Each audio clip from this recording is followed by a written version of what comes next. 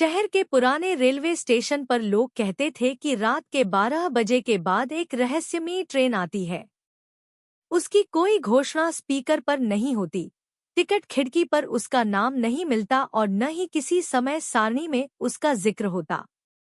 कहते थे, जो भी उस ट्रेन में चढ़ता है कभी लौटकर नहीं आता।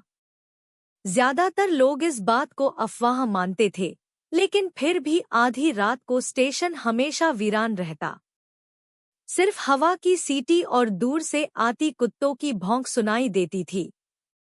एक रात रवि नाम का युवक, जो हमेशा रहस्यमयी बातों की तह तक जाने का शौकीन था, स्टेशन पर पहुंचा।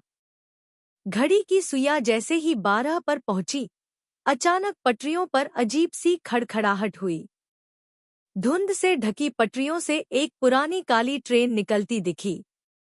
उसके डिब्बों की खिड़कियां टूटी हुई थी, लेकिन अंदर हल्की हरी रोशनी जल रही थी। रवि का दिल तेजी से धड़क रहा था, पर उसने हिम्मत कर ट्रेन में कदम रखा। अंदर बैठी सवारियां अजीब थीं, कुछ के चेहरे धुंधले, कुछ की आंखें खोखली, मानो परछाइयां हों। किसी ने कोई आवाज नहीं की, केवल पहियों की धमक और डिब्बे की चरमराहट सुनाई दे रही थी। कुछ देर बाद ट्रेन एक सुरंग में दाखिल हुई, लेकिन यह कोई साधारण सुरंग नहीं थी। अंदर अंधेरा इतना गहरा था कि मानो समय और स्थान दोनों रुक गए हों।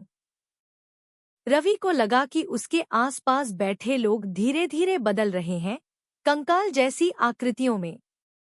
एक ने उसकी ओर झुककर फुसफुसाया, यह सफर सिर्फ एक तरफ का है। रवि डर से कांप गया, लेकिन तभी उसने देखा कि खिड़की के बाहर उसका बचपन, उसकी पुरानी यादें और वे लोग दिख रहे थे जिनसे वह कभी मिला था। मानो यह ट्रेन आत्मा को उसकी अधूरी कहानियों से मिलाने ले जाती हो। अचानक एक जोर का झटका लगा और ट्रेन रुक गई। आवाज आई, अंतिम स्टेशन। बाकी सभी परछाइयां खामोशी से उतर गईं और धुंध में गुम हो गईं। रवि भी उतरने वाला था, लेकिन तभी उसे अपनी माँ की याद आई, जो उसकी राह देख रही थी। उसने अचानक तय किया कि वह लौटेगा। जैसे ही उसने चिल्लाकर कहा, मुझे लौटना है, पूरी ट्रेन हिलने लगी। पटरियां कांप उठीं और एक भयानक चीख सुनाई दी।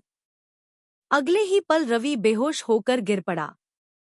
जब वह होश में आया, तो खुद को उसी स्टेशन की बेंच पर पाया। सुबह हो चुकी थी। लोग चहल पहल में व्यस्त थे और सब कुछ सामान्य लग रहा था। रवि लौट आया, पर उसकी आंखों में अब भी उस सफर की दहशत थी। उसने अपने दोस्तों को बताया कि ट्रेन सिर्फ आत्माओं के लिए थी और शायद वह एकमात्र यात्री था जिसे लौटने की अनुमति मिली।